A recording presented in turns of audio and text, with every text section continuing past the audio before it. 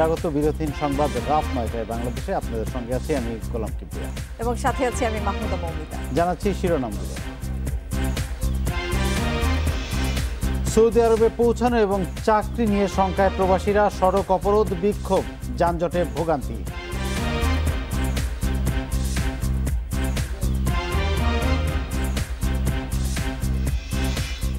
অস্ত্র মামলায় রিজেন্ট হাসপাতালের শাহেদের যাবজ্জীবন কারাদণ্ড, ৮ কার্যদিবসেই বিচার কাজ সম্পন্ন।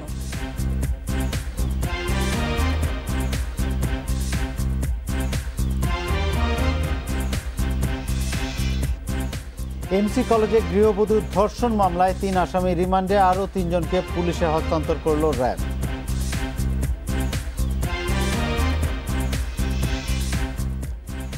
একদিকে মিলছে না সৌদি আরবে ফেরার টিকিট, অন্যদিকে শেষ হয়ে যাচ্ছে ভিসা এবং ইকামার মেয়াদ। তাই চাকরি নিয়ে শঙ্কায় সৌদি প্রবাসীরা প্রতিদিনই জড়ো হচ্ছেন রাজধানীর কাউরান বাজারে। সড়ক অবরোধ করে তাদের বিক্ষোভে আজও ওই এলাকায় সৃষ্টি হয় অসহনীয় যানজট। এদিকে পররাষ্ট্র মন্ত্রণালয় বলছে, ফ্লাইট সংখ্যা বাড়ানোর পাশাপাশি নির্দিষ্ট সময়ের মধ্যেই সব প্রবাসীকে সৌদি আরব পাঠানো সম্ভব। কারওয়ান বাজারে হোটেল সোনারগাঁওয়ের সামনে সৌদি এয়ারলাইন্সের টিকিট ও টোকেন পাওয়ার জন্য সকাল থেকেই প্রবাসীদের ভিড়। তারা ফিরতে চান কর্মস্থল সৌদি আরবে। দ্রুত টোকেন দেয়া, ভিসা ও ইকামার মেয়াদ বাড়ানোর দাবিতে নানা স্লোগান দিচ্ছেন প্রবাসীরা। প্রবাসীদের অভিযোগ, ভিসা ও ইকামার মেয়াদ বাড়ানোর বিষয়টি কেবল ঘোষণাতেই সীমাবদ্ধ, বাস্তব চিত্র ভিন্ন। তাই সৌদি আরব গিয়ে কাজে যোগ দেয়া নিয়ে অনিশ্চয়তায় তারা। আমাদের তো এখানে কোনো মূল্যই নাই। গেল সোমবারে বলে টোকিন দেওয়া হইবে, হইয়া কইয়া দিই নাই, কিন্তু তো ৩,৫০০-৪ হাজার লোক টোকিন আসলো কিভাবে? ১৬ মার্চ আমার রিটার্ন টিকিটের ম্যাচ শেষ, আর ২০ ম্যাচ ৩০ তারিখে শেষ। এখন আমাদের কি ভিসা সরকার ৩০ তারিখ, আর ২ দিন আছে। তো ২ দিনে কি আমাদের ভিসা বাকিটা ৩০ তারিখের পর আমাদের ভিসা আবার সরকারিভাবে লাগবে? দুপুরের পর বিকেলে আবারও সড়ক অবরোধ করেন প্রবাসীরা। এ সময় তীব্র যানজট সৃষ্টি হয় কারওয়ান বাজার, বাংলা মোটর সহ আশেপাশের এলাকায়। ডেইলি ৩-৪টা ফ্লাইট যাইতেছে, এক একটা ফ্লাইটে ৩০০-র উপরে, ৩৫০-৪০০ প্যাসেঞ্জার ধরে, কিন্তু এত এক সপ্তাহে প্যাসেঞ্জার নিতেছে, এখনো ২৩০০ পর্যন্ত তারা নিতে পারেনি। কফিলের সার্টিফিকেট এবং অদৃশ্য পররাষ্ট্রমন্ত্রীর যে ফর্মটা, এগুলো আপনার মনে করেন যে আমরা সাধারণ শ্রমিক হয়ে তাদের কাছ থেকে নেওয়া প্রায় অসম্ভবের ব্যাপার। পররাষ্ট্র মন্ত্রণালয় বলছে, ইকামার মেয়াদ বাড়ানোর বিষয়ে পররাষ্ট্র মন্ত্রণালয়কে আশ্বস্ত করেছে সৌদি সরকার। নির্দিষ্ট সময়ের মধ্যেই প্রবাসীদের ফেরত পাঠাতে সকল প্রস্তুতির কথা জানান পররাষ্ট্রমন্ত্রী। আমার বিশ্বাস আমরা পারবো, কারণ অনেকগুলো ফ্লাইট এখন যাচ্ছে এবং এই প্রথম দিকে একটু অব্যবস্থা হয়, but it should not be difficult. তবে আমাদের লোকও তো উল্টাপাল্টা করে, এগুলো একটু দুঃখজনক। এই যখন অসুবিধার লোক থাকে তখন আরও কিছু লোক আরও অসুবিধার সৃষ্টি করে। প্রবাসীদের দাবি, যত দ্রুত সম্ভব ভিসার মেয়াদ বাড়ানোর আনুষ্ঠানিক ঘোষণা। তা না হলে আগামীকাল আবারও সকাল থেকে বিক্ষোভ করার ঘোষণা দিয়েছে সৌদি প্রবাসীরা। Ashik Hossain, Independent news, Dhaka. এ নিয়ে বিস্তারিত আলোচনা করতে আমাদের সঙ্গে যুক্ত আছেন Bangladesh Association of International Recruiting Agency বায়রার মহাসচিব শামীম আহমেদ চৌধুরী নোমান। শামীম আহমেদ চৌধুরী নোমান, আপনাকে স্বাগত। আমি যেটি জানতে চাই, আমরা কিছুক্ষণ আগেই বলছিলাম যে পররাষ্ট্র মন্ত্রণালয় বলছে যে ফ্লাইট সংখ্যা বাড়ানোর পাশাপাশি নির্দিষ্ট সময়ের মধ্যে সব প্রবাসীকে সৌদি আরব পাঠানো সম্ভব। কথা হচ্ছে ভিসা এবং ইকামা যদি শেষ হয়ে যায় তাহলে সেটা কিভাবে সম্ভব, এটা একটু জানতে চাই। ধন্যবাদ আপনাকে। আপনি যেটি আমরা দেখলাম, আসলে যারা কর্মী ভাইরা যারা এসছেন সৌদি আরব থেকে, আমাদের একটি আনসার্টেন অবস্থা, যেটি আমরা গত ৩ সপ্তাহ আগে জানা আমাদের উপায় ছিল না যে অক্টোবরের থেকে তারা লোক নেওয়া শুরু করবে। এটি একদিকে একটি ভালো দিক, যে পজিটিভ দিক, যে সৌদি আরব এমবেসি এখানে আমাদের কাজ শুরু করেছে রবিবার থেকে, এবং তারা এই মাসের লাস্ট উইক থেকে ফ্লাইটের ব্যাপারে তারা কথা বলেছে এবং কর্মী যাওয়ার সুযোগ আমাদের সৃষ্টি হয়েছে। কিন্তু যে প্রবলেমটা আমরা এখন দেখতে পাচ্ছি সেটি হলো টিকিটের একটি হাহাকার। কারণটি হলো যে ফ্লাইটের যে পরিমাণ আমাদের প্যাসেঞ্জার এখানে আছেন, বা যে পরিমাণ কর্মী রিটার্নিং মাইগ্রেন্ট যারা, আমাদের 2টি পর্যায়। একটি হচ্ছে আমরা যারা প্রক্রিয়াধীন করি, আমাদের রিক্রুটেন্সি সদস্য ভাইদের কাছে আছে প্রায় অলমোস্ট ৯০,০০০ ভিসা, যেগুলো আমাদের অনেক পর্যায়ে টিকিটে আরম্ভ করে বিভিন্ন পর্যায়ে প্রক্রিয়াধীন আছে। আরেকটি গ্রুপ হলো যাদের থেকে আমরা দেখতে পাচ্ছি তারা হলো ছুটিতে এসেছিলেন তাদের অনেকেই কিন্তু আবার ভিসার মেয়াদ শেষ হয়ে গেছে। এই ভিসার মেয়াদ বলবো না, আমরা এটাকে বলি এক্সিট রিএন্ট্রি বলি। এক্সিট রিএন্ট্রিটা হলো যে তারা এক্সিট লাগায় এবং রিএন্ট্রি ডেট থাকে ওর মধ্যে যেতে হয়। এটি 3 মাস, 2 মাস, 6 মাস, 1 বছর, একটা কর্মী এক এক রকমের এন্ট্রি নিয়ে আসেন রিএন্ট্রিটা। তো তাদের অনেকের রিএন্ট্রি এক্সপায়ার হয়ে গেছে, অনেকের এক্সিট রিএন্ট্রিটা ভ্যালিড আছে। যাদের ভ্যালিড আছে তারা এই সুযোগে সবাই যেতে যাচ্ছেন। কিন্তু আমাদের যে ফ্লাইটের যে অবস্থা সেখানে এদেরকে একসাথে সংকলন করা যাচ্ছে না, বিকজ রেগুলার ওয়েতে ফ্লাইট অপারেট করছে না এবং বিমানের যে ফ্লাইট। আমার যেটি প্রশ্ন ছিল সেটি হচ্ছে কি, আপনি যেটি বলেন যে এক্সিট রিএন্ট্রি যাদের অলরেডি এক্সপায়ার করেছে, যাদের ওই সময়টা পার হয়ে গেছে, তাদের ভাগ্যে কি আছে? ওকে, তাদের ব্যাপারে এমবাসি অলরেডি একটা নির্দেশনা দিয়েছে। তারা আমরা দেখেছি তারা একটি লিস্ট আনিয়ে দিয়েছে।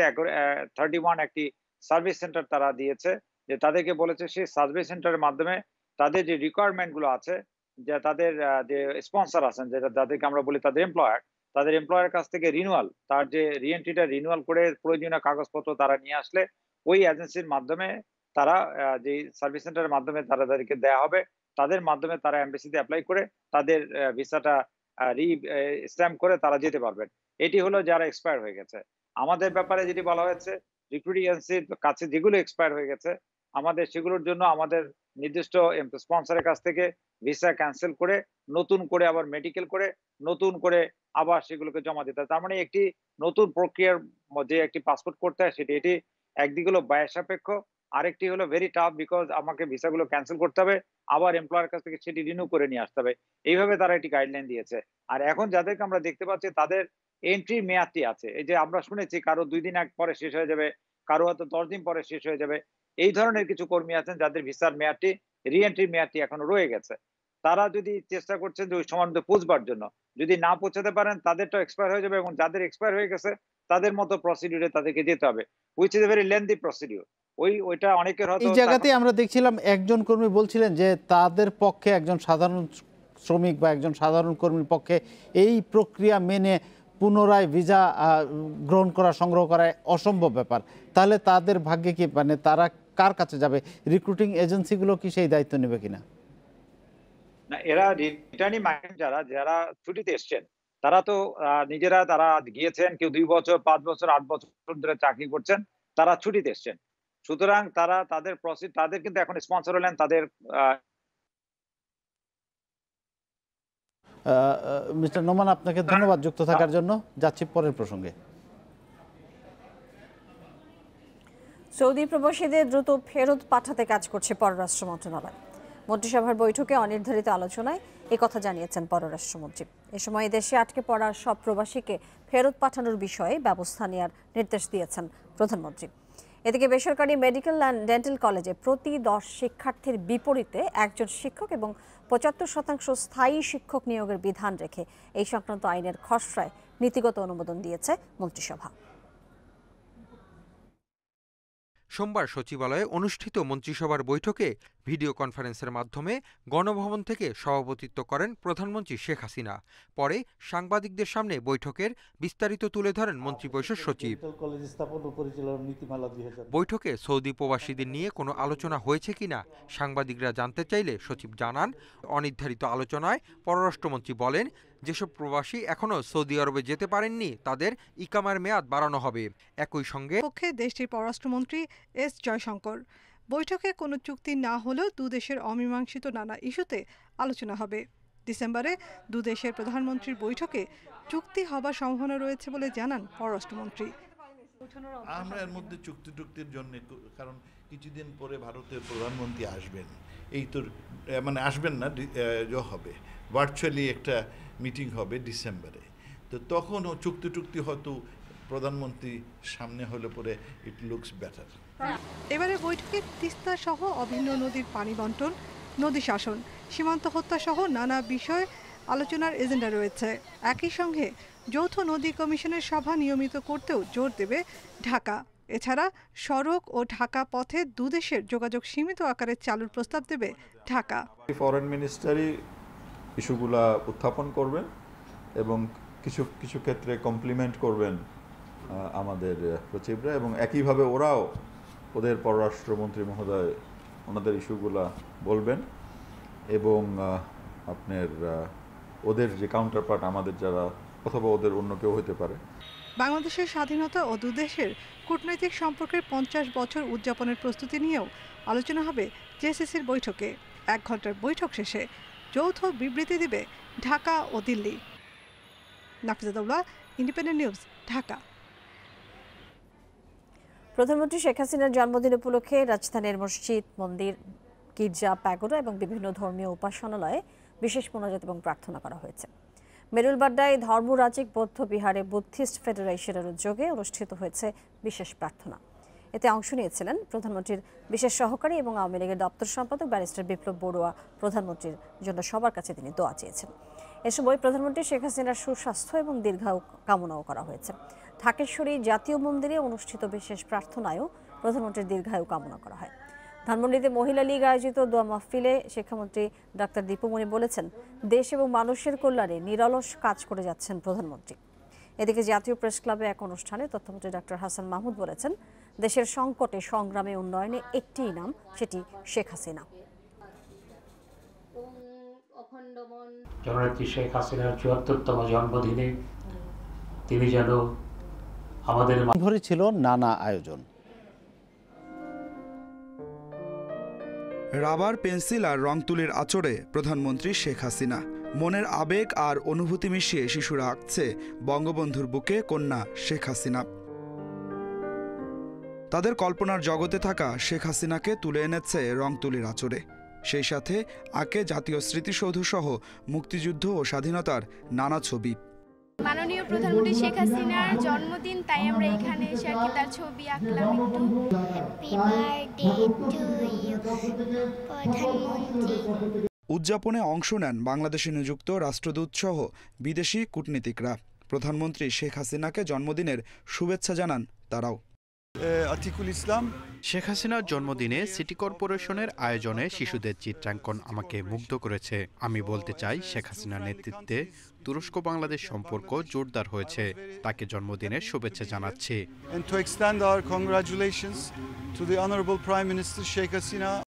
সিটি কর্পোরেশনের ভ্রাম্যমাণ বই বিপণী পরম্পরা ঘুরে বেড়াবে 54টি ওয়ার্ড, যেখানে রয়েছে বঙ্গবন্ধু ও প্রধানমন্ত্রীর ওপর প্রকাশিত গুরুত্বপূর্ণ বই। ফোর্থ ক্লাস এমপ্লয়ি এবং যারা প্রত্যেকদিন সকালবেলা আপনারা ঘুম থেকে ওঠার আগেই যারা পরিষ্কার পরিচ্ছন্ন করে এই শহরটা, তাদের বাচ্চারাই কিন্তু ছবি আঁকছে। তাই আমি আপনাদেরকে অনুরোধ করব, তাদের বাচ্চাদেরকে উৎসাহ দিন। এটি মাননীয় পছন্দ করেন, মাননীয় প্রধানমন্ত্রী পছন্দ করেন। আমরা সেই পথ নকশা অনুযায়ী হাঁটছি, যে পথ নকশা শেখ হাসিনা আজকে প্রণয়ন করেছেন। আমাদের লক্ষ্যমাত্রা হলো 2041 সাল, কিন্তু 2021 সালে আমরা মধ্যমায়ের দেশ হব। প্রধানমন্ত্রীর জন্মদিনে ছবি আঁকেন জনপ্রিয় আর্ট শিল্পী ছিল আসাদুজ্জামান নূরের আবৃত্তিও। সোনার বাংলা ভুলে যায় যত, হারালো বেদনা যন্ত্রণা ক্লেশ, জন্মদিনের মোমের শিখায় আলোকিত হোক কোটি কোটি প্রাণ। গান, কবিতা ও ছবি আঁকায় সারাটা সময় মুখর ছিল প্রধানমন্ত্রীর জন্মদিন।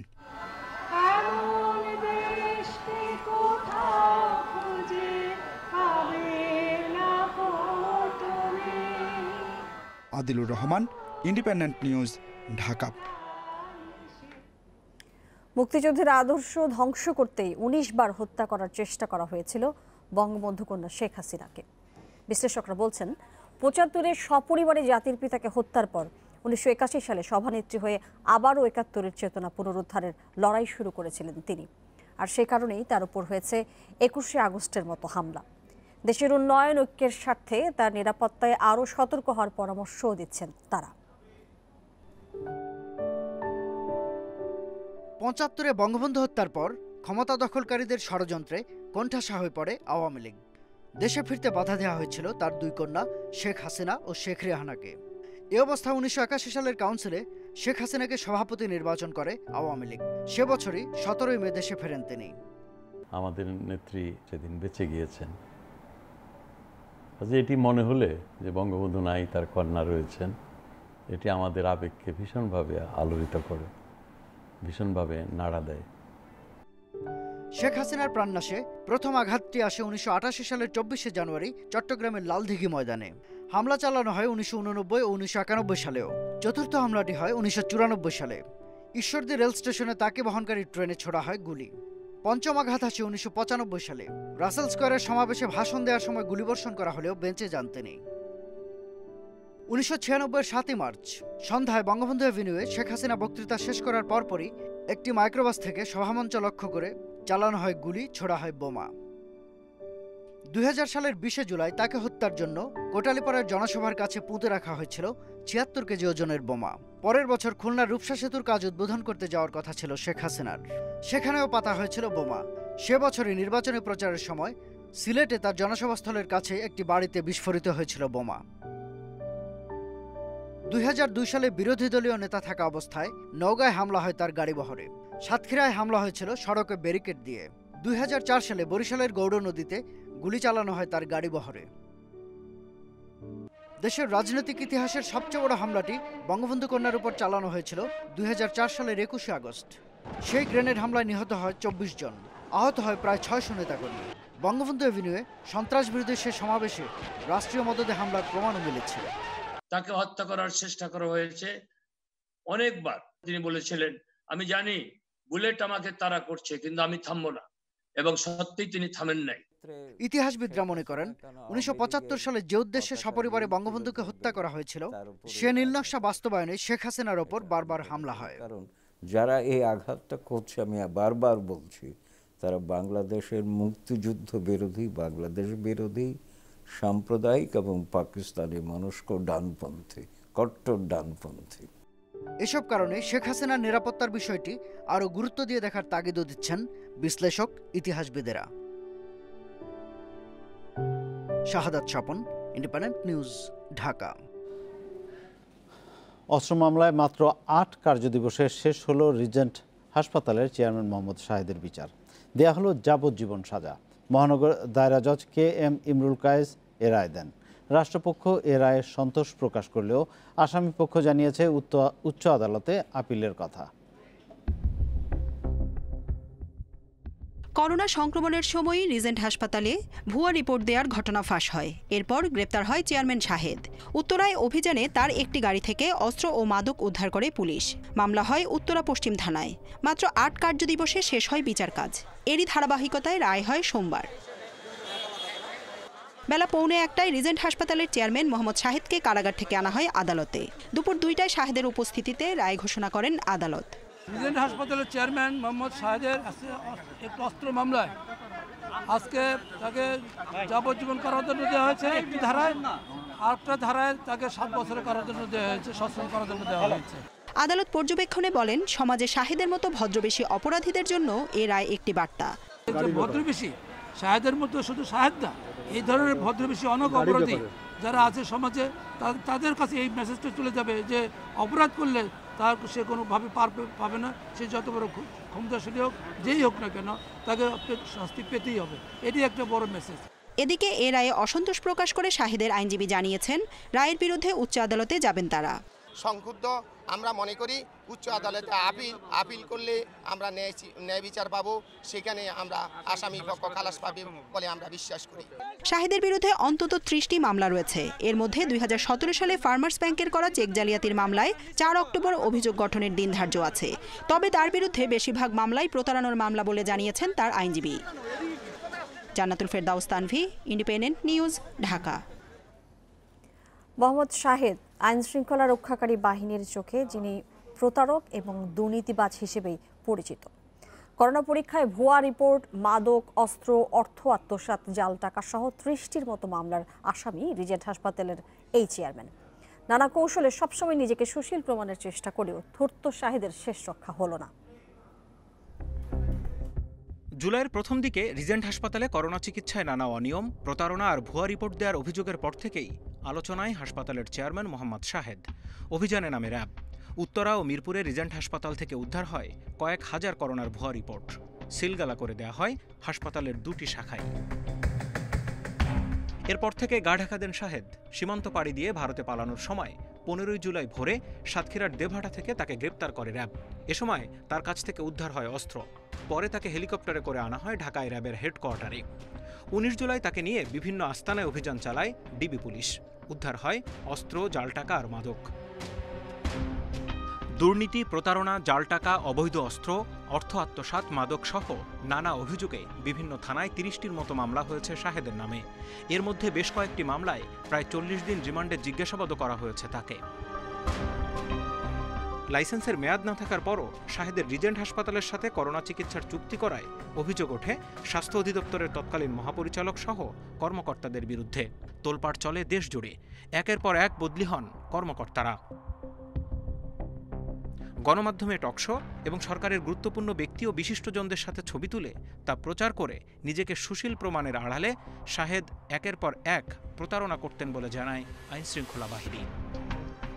Zahidul Bashar, independent news, Dhaka. সিলেটের এমসি কলেজের ছাত্রাবাসে গৃহবধূ ধর্ষণের ঘটনায় গ্রেপ্তার মামলার প্রধান আসামি সাইফুর রহমান, অর্জুন লস্কর এবং রবিউল ইসলামের ৫ দিনের রিমান্ড মঞ্জুর করেছে আদালত। মামলার এজাহারভুক্ত আরেক আসামি মাহবুবুর রহমান রনি এবং সন্দেহভাজন হিসেবে আটক রাজন আহমেদ ও আইনুলকে শাহপরান থানায় হস্তান্তর করেছে র্যাব। এমসি কলেজের ছাত্রাবাসে গণধর্ষণ মামলার প্রধান আসামি সাইফুর রহমান ও ৪ নম্বর আসামি অর্জুন লস্করকে সকালে নেওয়া হয় আদালতে। দুপুরে তাদের তোলা হয় সিলেট মহানগর হাকিম আদালত ২-এ। তদন্তকারী কর্মকর্তা ইন্দ্রনীল ভট্টাচার্য আসামিদের ৭ দিনের রিমান্ড আবেদন করেন। বিচারক মোহাম্মদ সাইফুর রহমান তাদের প্রত্যেকের ৫ দিন করে রিমান্ড মঞ্জুর করেন। বিজ্ঞ আদালতে আমাদের হিয়ারিং শুনে, বিজ্ঞ অ্যাডভোকেটদের পিপি সাহেবদের হিয়ারিং শুনে ৫ দিন রিমান্ড মঞ্জুর করেছেন প্রত্যেক আসামি। বেলা ৩:৩০টার দিকে এজাহারভুক্ত ৫ নম্বর আসামি রবিউলকে আদালতে তুলে ৭ দিনের রিমান্ড চাইলে তারও ৫ দিনের রিমান্ড মঞ্জুর করে আদালত। তাদের পক্ষে কোনো আইনজীবী আদালতে দাঁড়াতে রাজি না হওয়ায় আসামিরা নিজেরাই বক্তব্য দেন। তাদের কোনো আইনজীবী উপস্থিত ছিল না। সিলেট আইনজীবী সমিতির কোনো আইনজীবী তাদের পক্ষে ওকালতনামা দেন নাই বা মামলা পরিচালনায় অংশগ্রহণ করেন নাই। এদিকে এ ঘটনার প্রতিবাদে মানববন্ধন করেছে সিলেট জেলা আইনজীবী সমিতি। দোষীদের দৃষ্টান্তমূলক শাস্তি চায় সাধারণ মানুষও। সকল আসামিদেরকে ধরে আইনের আওতায় নিয়ে আসতে পারেনি। তো আমরা সাধারণ জনগণ অনেকটা আশাবাদী হয়েছি যে এখনো আইনজীবী সমিতির পক্ষ থেকে আসামিদের পক্ষে কোনো আইনজীবী কোর্টে আসেনি। লজ্জায় মাথা নিচু করে রেখে দিচ্ছি, কাউকে মুখ দেখাতে পারছি না। আমাদের বলার কিছু নেই, একটাই দাবি, তাদের সর্বোচ্চ শাস্তি যেন নিশ্চিত হয়।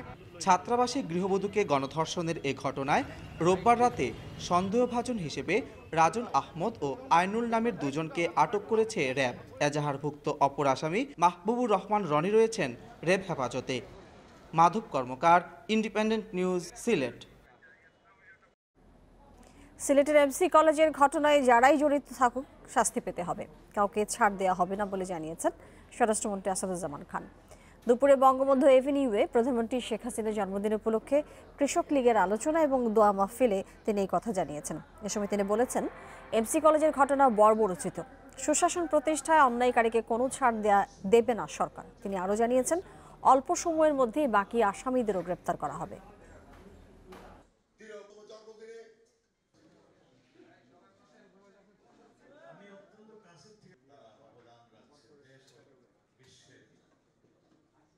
সেই জননেত্রী শেখ হাসিনার ৭৪তম জন্মবার্ষিকী শাহাদাত বরণ করার পরেও অত্যন্ত কাছের থেকে বাংলাদেশের এমসি কলেজের যে ঘটনা ঘটছে, একটা বর্বরচিত ঘটনা ঘটেছে। যেই করে থাকুক তাকে শাস্তি ভোগ করতেই হবে। এবং আপনারা নিশ্চয়ই জানেন যাদের নামে এজাহার হয়েছিল ৬ জনের নাম আমরা প্রাথমিকভাবে পেয়েছি, তার ৪ জনকে আমরা গ্রেফতার করতে সক্ষম হয়েছি। আর 2 জনকে আমরা কিছু মানে অল্প সময়ের মধ্যে আমরা ধরে ফেলবো, আমরা বিশ্বাস করি। চট্টগ্রামের ডাবল মুরিংয়ে এক নারীর ধর্ষণের ঘটনায় 4 জনকে আসামি করে মামলা হয়েছে। গতরাতে ডাবল মুরিং থানার সুপারিওয়ালা পাড়ায় ঘটে এ ঘটনা। ডাবল মুরিং থানার ওসি সদীপ দাস জানান, গত বৃহস্পতিবার ফেনী থেকে চট্টগ্রামে মামার বাসায় বেড়াতে যান ওই তরুণী। রোববার বিকেলে মামাতো বোনের সঙ্গে বেড়াতে গেলে নুরি বেগম নামে এক নারী ও তার সহযোগী কৌশলে তাদের একটি বাড়িতে নিয়ে আটকে রাখে। সেখানে চান মিয়া নামের এক ব্যক্তি তাকে ধর্ষণ করে বলে অভিযোগ পরিবারের। পরে পুলিশ নুরি এবং তার সহযোগী অন্তরকে আটক করে। চান মিয়া পলাতক।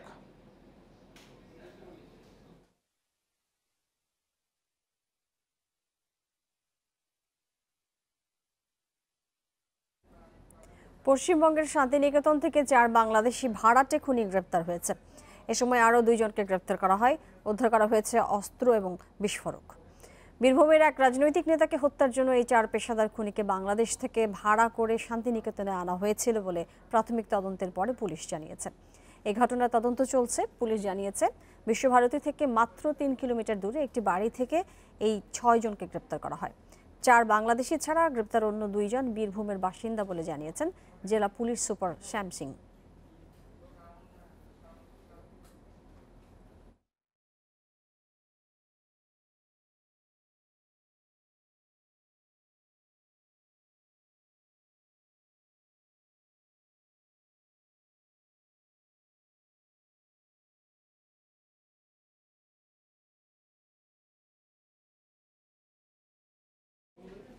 রাজধানীর উত্তরার 11 নম্বর সেক্টর থেকে মোল্লা বেনজির নামে এক গৃহবধূর ঝুলন্ত মরদেহ উদ্ধার করা হয়েছে। পুলিশ জানায় সোমবার বিকেলে খবর পেয়ে ফায়ার সার্ভিসের সহায়তায় মরদেহ উদ্ধার করা হয়। প্রাথমিকভাবে মরদেহ কোনো আঘাতের চিহ্ন পাওয়া যায়নি। তবে এ ঘটনায় জিজ্ঞাসাবাদের জন্য ওই গৃহবধূর স্বামী ইশতিয়াককে আটক করা হয়েছে। মরদেহ ময়না তদন্তের জন্য মর্গে নেওয়া হয়েছে। এদিকে নিহতের স্বজনদের দাবি, যৌতুকের জন্য প্রায়ই তাকে মারধর করত স্বামী ইশতিয়াক। তাদের দাবি, বেনজিরকে হত্যার পর ঝুলিয়ে রাখা হয়েছে। এ ঘটনার সুষ্ঠু বিচারের দাবি জানিয়েছেন স্বজনরা।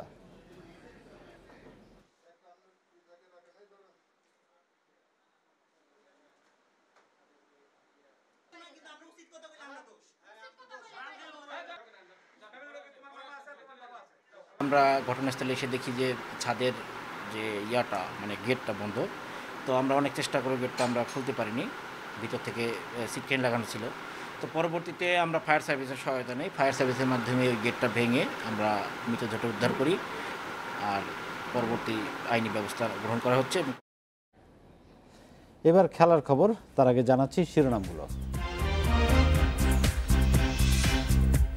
কোয়ারেন্টিনের কঠিন শর্ত ফিরছে ক্রিকেট।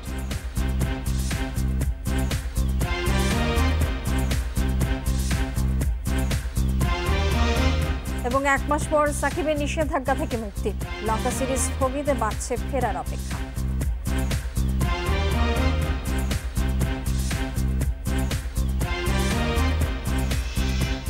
কোয়ারেন্টিনের কঠিন নিয়মে আটকে গেছে টাইগারদের শ্রীলঙ্কা সফর। 14 দিনের কোয়ারেন্টিন শর্ত থেকে সরে আসেনি লঙ্কান বোর্ড। তাতে সিরিজ স্থগিতের ঘোষণা বিসিবি সভাপতির। আগামী বছর নতুন সূচিতে খেলার আগ্রহের কথা এসএলসিকে জানানো হয়েছে। এদিকে দেশে ক্রিকেট ফেরানোর রূপরেখা তৈরি করেছে বিসিবি। টি20 টুর্নামেন্ট দিয়ে খেলা শুরু করার পরিকল্পনা রয়েছে বোর্ডের। চেষ্টার কমতি ছিল না দুই বোর্ডের। সমঝোতা হয়েছিল বেশ কিছু বিষয়ে, কিন্তু একটা জায়গায় আটকে গেছে সবকিছু। কোয়ারেন্টিন ইস্যুতে অনড় থাকলো দুই পক্ষই। বিসিবির 7 দিনের চাওয়া পূরণ হলো না, আর শ্রীলঙ্কাও 14 দিন থেকে সরে এলো না। ফলাফল, টাইগারদের শ্রীলঙ্কা সফর আপাতত স্থগিত হয়ে গেছে। বিসিবির সভাপতি জানিয়েছেন, পরিস্থিতির উন্নতি হলে নতুন সূচিতে খেলার আগ্রহ জানিয়ে দেওয়া হয়েছে এসএলসিকে। যেটাকে ওরা কোয়ারেন্টাইন বলছে, অন্যান্য জায়গায় যে কোয়ারেন্টাইন, এটার সাথে অনেক পার্থক্য। ফুল আইসোলেশন, ওই আইসোলেশনে ঘর থেকে বেরোনো সম্ভব না। তো এই অবস্থায় 14 দিন কোনো খেলোয়াড়ের পক্ষে থাকলে তার ফিজিক্যাল তো পরে, মেন্টাল যে কন্ডিশনটা হবে ওটার থেকে রিগেইন করতে তো অনেক সময় লাগবে। ওই অবস্থায় খেলা সম্ভব না, এটা আমরা আগেই বলে দিয়েছি। বিসিবির সব মনোযোগ এখন ক্রিকেটারদের ম্যাচে ফেরানো। প্রস্তুতি ক্যাম্প চলবে আরও 2 সপ্তাহের মতো। নিজেদের মধ্যে ভাগ হয়ে ক্রিকেটাররা খেলবেন 2টি 2 দিনের ও একটি 3 দিনের ম্যাচ। দ্রুতই আয়োজন করা হবে টি20 আসর। আসলে করোনা পরিস্থিতি তো আমাদের দেশে একেবারে ভালো হয়ে যায় নাই যে আমরা এখনই সব শুরু করে দিতে পারবো, বাট আমরা খেলা শুরু করছি। আপাতত আমাদের তো এখন ক্যাম্প তো চলছেই, আবার শুরু হচ্ছে এখন ন্যাশনাল টিমের। তারপর ওরা প্র্যাকটিস ম্যাচ করবে 3টা, ডিটেলস আপনারা পেয়ে যাবেন কবে প্র্যাকটিস ম্যাচ খেলবে 3টা, আর তারপরই আমরা ডোমেস্টিক ক্রিকেট শুরু করতে যাচ্ছি। করোনায় বন্ধ হয়ে যাওয়া ঢাকা প্রিমিয়ার লিগও আলোচনায় আছে। এছাড়া প্রথম, দ্বিতীয়, তৃতীয় বিভাগ চালু করতে বদ্ধপরিকর কর্তারা। করোনা গাইডলাইন মেনে দ্রুত কাজ এগিয়ে নিতে নির্দেশ দিয়েছেন সভাপতি। আমাদের যে first division, second division, premier league যা যা আছে, খেলা যা খেলতে হবে বাকি আছে, এগুলো শেষ করে ফেলবো।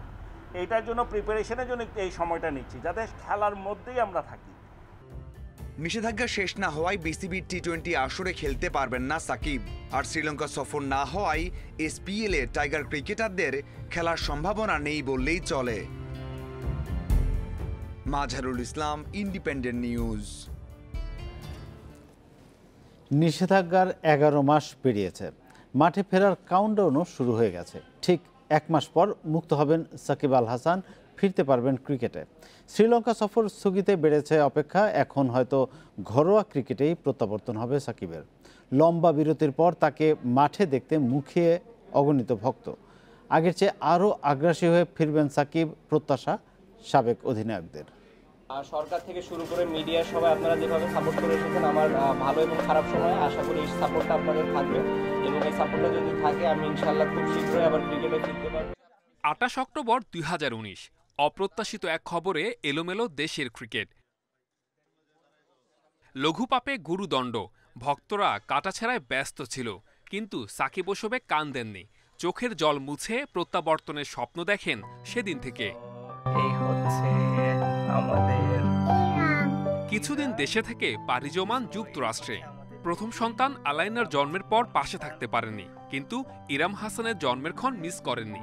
পরিবারকে কাছে পেয়ে খারাপ সময় ভুলেছেন, বদলে গেছেন সাকিব, এখন অনেক বেশি পরিণত চরিত্র। আগে সাকিব যতটুকু মাঠে ইনভলভ হইতো তার চেয়ে অনেক বেশি ইনভলভ হয় এখন। সো এই জিনিসটা ওই রিলেশনশিপটা has developed over the years, and এখন সে একটা ডিফারেন্ট মানুষ। করোনায় ম্যাচ মিসের সংখ্যা কমেছে, তারপরও নিষেধাজ্ঞায় থেকে ক্রিকেটকে মিস করেছেন প্রতিনিয়ত। মুক্ত হবেন 1 মাস বাদে, প্রত্যাবর্তনের মঞ্চ ঠিক হয়নি এখনও। সাকিব ফিরবেন স্বমহিমায়, তাতে কারো সন্দেহ নেই। সারা বিশ্বই জানে নাম্বার 1 অলরাউন্ডার, পজিশন হয়তো হারিয়ে গেছে, সে হারানো পজিশনকে আবারও আমার মনে করি খুব শর্ট টাইমের মধ্যে সাকিব খুঁজে পাবে, এবং ওর মতো বিশ্বমানের প্লেয়ারের আমার মনে হয় না খুব একটা সমস্যা হওয়ার কথা। প্রত্যেকটা খেলোয়াড় যেমন 5 মাস 6 মাস এখানে বসে আছে ন্যাশনাল লেভেল প্লেয়ার, সাকিবেরও ঠিক একই অবস্থা আমার কাছে মনে হয়। যে তাতে সাকিবের কিন্তু খুব বেশি ঘাটতি বা খুব লস হয়েছে তা না। 5-6 মাস বসে থাকা ঘরে আর সাকিব 11 মাস বসে, আলটিমেটলি একই। সেপ্টেম্বরের শুরুতে দেশে ফিরে আতুরঘর বিকেএসপিতে শুরু করেছেন অনুশীলন। পাশে থাকছেন 2 গুরু, কোচ মোহাম্মদ সালাউদ্দিন ও নাজমুল আবেদিন ফাহিম। লঙ্কা সিরিজ দিয়ে ক্রিকেটে ফেরার উপলক্ষ পেতেন। দ্বিতীয় টেস্ট থেকে সাকিবকে চেয়েছিল বোর্ড, কিন্তু আপাতত লঙ্কা সফর স্থগিতে কি লাভই হলো? কারণ আগামীতে 3 টেস্টের সিরিজ পুরোটাই খেলতে পারবেন tiger poster boy. Fortune favours the brave, Shakib ফিরবেন হয়তো আগের চেয়ে আরও আগ্রাসী হয়ে। Saiful Majumdar, independent news. English premier লিগে রাতে লিভারপুল আর্সেনাল বিগ ম্যাচ। প্রথম 2 ম্যাচ জিতে ফুরফুরে মেজাজে রয়েছে এই 2 দল। অ্যানফিল্ডে ধারাবাহিকতা ধরে রাখতে চান অলরেড বস ইউর্গেন ক্লপ। অন্যদিকে প্রতিপক্ষের মাঠে কঠিন চ্যালেঞ্জে সাহস রাখছেন গার্নার্স কোচ মিকেল আর্তেতা। ম্যাচ শুরু বাংলাদেশ সময় রাত 1টায়। ঐতিহ্যের বিচারে 2 দলে বড় ফারাক নেই, কিন্তু গত কয়েক বছরের পারফরমেন্স পার্থক্য করেছে বিশাল। ক্লপের হাত ধরে ক্রমাগত উন্নতি করেছে লিভারপুল, যার পূর্ণতায় 30 বছর পর প্রিমিয়ার লিগের চ্যাম্পিয়নও হয়েছে অলরেড দল। 2019 চ্যাম্পিয়ন্স লিগ ট্রফিও লিভারপুলের শোকেজে। সেখানে ওয়েঙ্গার পরবর্তী সময়ে আর্সেনাল নিজেদের হারিয়ে খুঁজছে। একাধিক ম্যানেজার বদলের পর মিকেল আর্তেতায় সমাধান সূত্রের ইঙ্গিত মিলেছে। গেল মৌসুমে ইপিএলের সেরা 4-এ না থাকতে পারলেও এফএ কাপ ও কমিউনিটি শিল্ড জিতেছে গানাররা। তবে নতুন আর্সেনাল কতটা ঘুরে দাঁড়ালো সেই পরীক্ষা এবার চ্যাম্পিয়নদের বিপক্ষে। লিভারপুল কোচের সমীহই বলে দিচ্ছে এই আর্সেনাল চমক দিতে পারে। আর্তেতার আলাদা বিশেষত্ব আছে। আর্সেনালের অ্যাটাক আর ডিফেন্সে ভারসাম্য এনেছেন তিনি। খুব অল্প সময়ে দলটিকে গুছিয়ে নিয়েছেন, 2টি শিরোপা জিতিয়েছেন। গানারদের বিপক্ষে এবারের লড়াই নিঃসন্দেহে কঠিন হবে। ক্লপের প্রশংসা কুড়ালেও মাটিতে পা রাখছেন আর্তেতা। লিভারপুলের শক্তি সম্পর্কে ভালোই জানেন তিনি। লিভারপুল গত কয়েক বছর ধরে ভালো খেলছে, ওরা আমাদের চেয়ে সব দিকে এগিয়ে। তবে আমরা মোমেন্টাম ধরার চেষ্টা করছি, যত দ্রুত সম্ভব সেরা অবস্থানে যেতে চাই। চলতি মৌসুমে এখন পর্যন্ত 2টি করে ম্যাচ খেলে 2 দলই শতভাগ জয় ধরে রেখেছে। তবে লিভারপুলের স্কোয়াডে চোটের কারণে নেই অধিনায়ক হ্যান্ডারসন। তার বদলে একাদশে দেখা যাবে নিউ সাইনিং থিয়াগোকে। আর আর্সেনালের স্কোয়াডে চোট কাটিয়ে ফিরতে পারেন ডেভিড লুইস। ফেরদৌস ইসলাম, ইন্ডিপেন্ডেন্ট নিউজ। আর এই ছিল খেলার খবরে। যাচ্ছি পরের প্রসঙ্গে।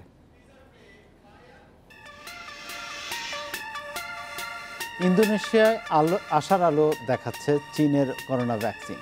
সিনোভ্যাক বায়োটেকের এই টিকা নিয়েছেন 2200 স্বেচ্ছাসেবী। এখন পর্যন্ত তাদের কারো মধ্যেই কোনো পার্শ্ব প্রতিক্রিয়া দেখা যায়নি, তবে চূড়ান্ত ফলের জন্য অপেক্ষা করতে হবে আরও 4 মাস। আর সব ঠিক থাকলে আগামী ফেব্রুয়ারিতেই বাজারে আসছে এই ভ্যাকসিন।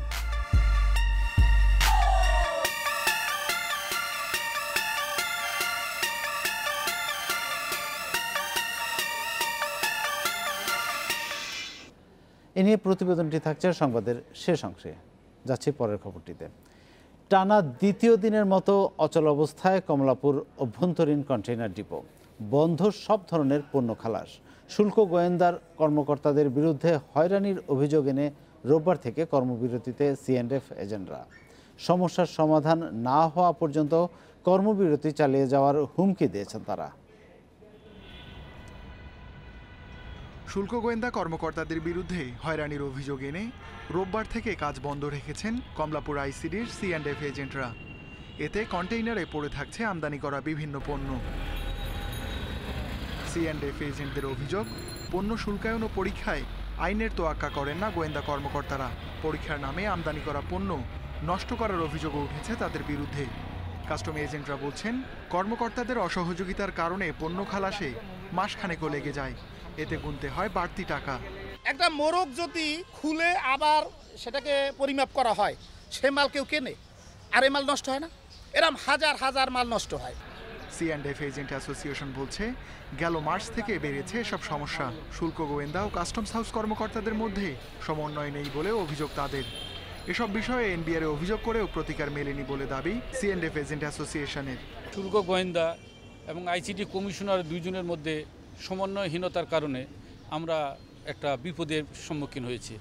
এবং তারা যেভাবে মাল কায়িক পরীক্ষা করে, সেটা কোনো কায়িক পরীক্ষা কাস্টমের রুলস অ্যান্ড রেগুলেশনের মধ্যে পড়ে না। আইসিটিতে যে ডেপুটি ডাইরেক্টর বসে, তার ওখানেও আমরা বহুবার আমাদের ছেলেপেলেরা গিয়া বহুবার চেষ্টা করছে, কিন্তু দেখা গেল কি তারা কোনোভাবেই কর্ণপাত করেন না, বরং এদের সাথে মিসবিহেভ করে। রুম থেকে অনেক সময় আমাদের ছেলেপেলেরা যখন প্রতিবাদ করতে যায়, তখন তারা আবার ওখান থেকে মিসবিহেভ করে তাদের লাইসেন্স বন্ধ অফ করে দেবে, অ্যারেস্ট করাবে, কত রকমের মানে আজে বাজে তারা পদক্ষেপের কথা তাদেরকে দিয়ে হুমকি টুমকি প্রদান করে।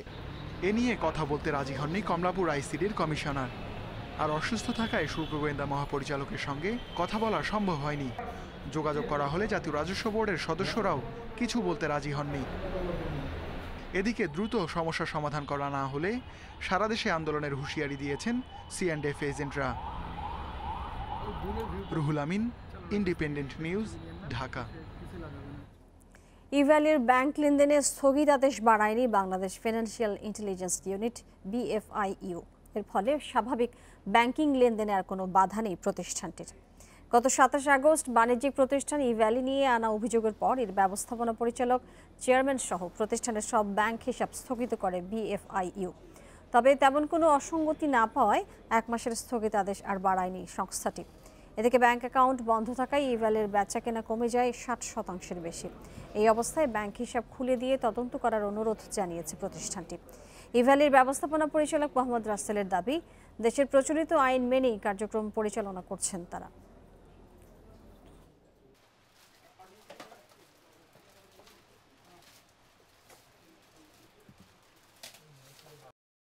ব্যাংক অ্যাকাউন্ট এটা আমরা করেছি আর কি, যে নর্মালি একটা ফিডব্যাক পাই থেকে, ওই আমরা রিপোর্ট জমা দেওয়ার পরে, তো ওইটা আমরা কোনো কিছু পাই নাই এখনো। হ্যাঁ, তো কাজেই আমরা ওই যে পর্যন্ত ছিল ওই পর্যন্তই ওটার এক্সটেন্ড করা হয় না, কিন্তু কিছু সময় একটু অবজারভেশনে আছে।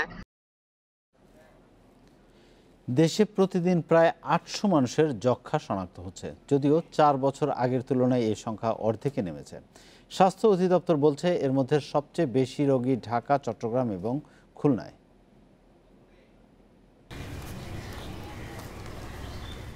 রাজধানীর বাসাবোর বাসিন্দা রফিকুল ইসলাম পেশায় একজন রিকশা চালক। যক্ষ্মার লক্ষণ নিয়ে বক্ষব্যাধি হাসপাতালে ভর্তি হয়েছেন। এই হাসপাতালে প্রতিদিন কয়েকশো রোগী আসেন এমন লক্ষণ নিয়ে। রোগ শনাক্তে সারা দেশে আছে 1200 ল্যাব। এতে 2009 সালে 40 লাখ টেস্ট করে রোগী শনাক্ত হয়েছে 2,92,942 জন। বলা হয়ে থাকে একজন যক্ষ্মা রোগী 6 থেকে 10 জনকে সংক্রমিত করতে পারে, কিন্তু এখনও শনাক্তের বাইরে 25% রোগী। ফলে রোগী শনাক্তই এখন বড় চ্যালেঞ্জ। আমাদের একটাই দরকার, সেটা হলো পরীক্ষা টিবির জন্য। এই মুহূর্তে ডায়াগনোসিস হওয়ার পরে যে মেকানিজম, চিকিৎসা, ওষুধ দেওয়া, ওষুধ আমাদের আছে, সেবাকর্মী, স্বাস্থ্যকর্মী প্রস্তুত আছে, তারা সেবা দেবে, স্বাস্থ্য ওষুধ খাইয়ে দেবে। আমাদের এখন দরকার হলো প্রত্যেকটা প্রিজাম্পটিভ কেস, সিমটোমেটিক কেসটাকে সেবা কেন্দ্রে নিয়ে এসে পরীক্ষা করানো। গ্রামের তুলনায় শহরে যক্ষ্মার প্রকোপ বেশি। রাজধানীর পুরান ঢাকা, সাইদাবাদ ও মিরপুরে বেশি শনাক্ত হচ্ছে। ঢাকার বাইরে বেশি রোগী চট্টগ্রাম ও খুলনায়। যক্ষ্মা হয় যদি ঘনবসতি পূর্ণ এলাকা, তারপর স্যাঁতসেঁতে এলাকায় থাকে, তাহলে টিবিটা তাদের বেড়ে যায়। বিশেষ করে ঢাকা, চট্টগ্রাম যে বড় বড় পৌরসভা আছে, মিউনিসিপ্যালিটিগুলো, সেগুলোতে আমাদের টিবি রোগী। আরবান টিবি, এটাকে আমরা নতুন করে ফোকাস করছি, কারণ এখানে বড় বড় হটস্পটস দেখা যাচ্ছে। স্বাস্থ্য অধিদপ্তর বলছে যক্ষ্মা শনাক্তে সারা দেশে 272টি জিন এক্সপার্ট মেশিন বসানো হয়েছে। এবছরের শেষে বসছে আরও 200টি। এছাড়া 100 উপজেলায় বসবে এক্স-রে মেশিন। তাদের লক্ষ্য 2035 সালের মধ্যে মৃত্যু 95% কমিয়ে আনা। আসলে যারা অনেক দূরে থাকে বা বস্তিতে থাকে বা যারা থাকে, তারা কিন্তু এই স্বাস্থ্যকেন্দ্রে আসতে অনেক সময় নিয়ে ফেলে। আমাদের এই স্বাস্থ্য ব্যবস্থাপনা তাদের কাছে নিয়ে যেতে চাচ্ছি, তাহলে তারা দ্রুততার সাথে আমাদের সেবার মধ্যে আসবে এবং আমাদের সেবার মধ্যে আসলেই কিন্তু আমরা তাদের নির্ণয় করতে পারবো এবং বিনামূল্যে চিকিৎসাটা দিতে পারবো। বাংলাদেশের যক্ষ্মায় মৃত্যুহার প্রতি লাখে 24 জন। মৃত্যু কমাতে 4 লাখ রোগীকে বিনামূল্যে ওষুধ দিচ্ছে সরকার। চিকিৎসা নিলে যক্ষ্মায় সুস্থতার হার 95%। Hasan Misba, Independent news, Dhaka. চিরনিদ্রায় শায়িত হলেন অ্যাটর্নি জেনারেল মাহবুবে আলম। দুপুরে মিরপুর বুদ্ধিজীবী কবরস্থানে তার দাফন সম্পন্ন হয়েছে। এর আগে বেলা 11:15টার দিকে সুপ্রিম কোর্ট চত্বরে তার জানাজা অনুষ্ঠিত হয়। ফুলেল শ্রদ্ধায় বিদায় নেন অ্যাটর্নি জেনারেল মাহবুবে আলম। সোমবার দুপুর 1:15টার দিকে মিরপুর শহীদ বুদ্ধিজীবী কবরস্থানে সমাহিত করা হয় দেশের ইতিহাসের দীর্ঘতম সময়ের অ্যাটর্নি জেনারেল মাহবুবে আলমকে। এর আগে সকাল 8:15টার দিকে ঢাকার সম্মিলিত সামরিক হাসপাতাল থেকে বেইলি রোডের বাসায় পৌঁছে অ্যাটর্নি জেনারেলের মরদেহবাহী গাড়ি। স্বজনদের ইচ্ছেতে মিনিট 10-এর জন্য মরদেহ নেওয়া হয় দুতলার ফ্ল্যাটে, যেখানে জড়িয়ে আছে মাহবুবে আলমের অনেক স্মৃতি। বাড়িটিতে আসেন মন্ত্রিসভার কয়েকজন সদস্য। He is a gem of a person.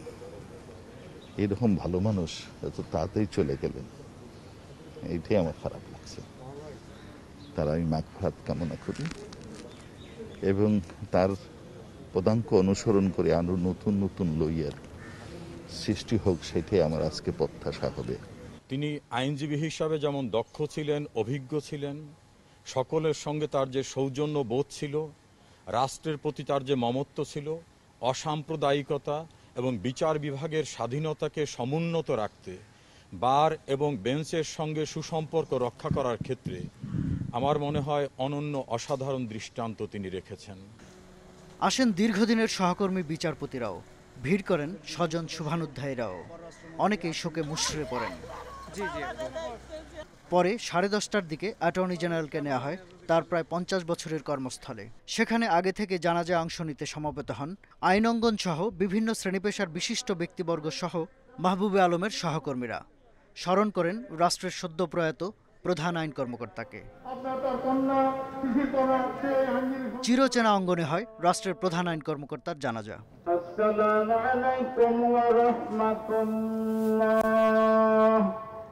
পরে প্রধান বিচারপতি ও আইনমন্ত্রী সহ শত শত মানুষ ফুলেল শ্রদ্ধা জানান মাহবুবে আলমের প্রতি। এরপরই চিরদিনের মতো আদালত প্রাঙ্গণ ত্যাগ করেন নীরব নিথর অ্যাটর্নি জেনারেল। তার এ বিদায়ের মধ্য দিয়ে শেষ হয় আদালত অঙ্গনের একটি অধ্যায়ের। শাহাদাত Swapan, independent news, Dhaka.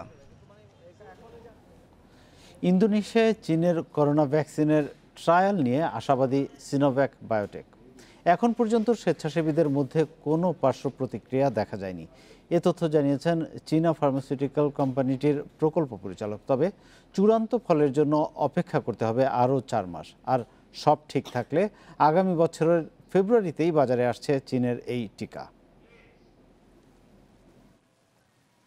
Harlina Augustine, সিনোভেক corona ভ্যাকসিনের তৃতীয় ধাপের ট্রায়ালের একজন স্বেচ্ছাসেবক। আগস্টে ইন্দোনেশিয়ায় এই টিকা ট্রায়াল শুরু হলে এতে অংশ নেন তিনি।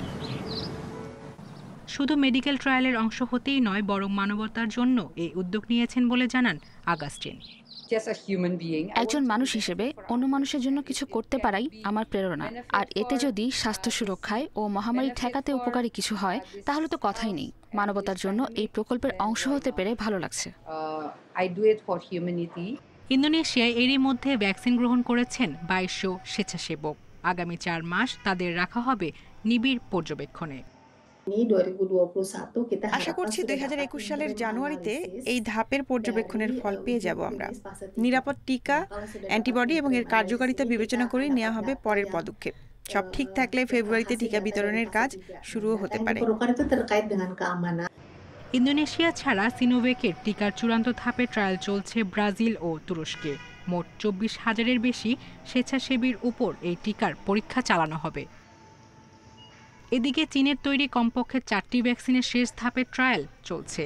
বার্ষিক 100 কোটি ডোজ টিকা উৎপাদনের লক্ষ্য নির্ধারণ করেছে বেইজিং। সায়রা খান, ইন্ডিপেন্ডেন্ট নিউজ।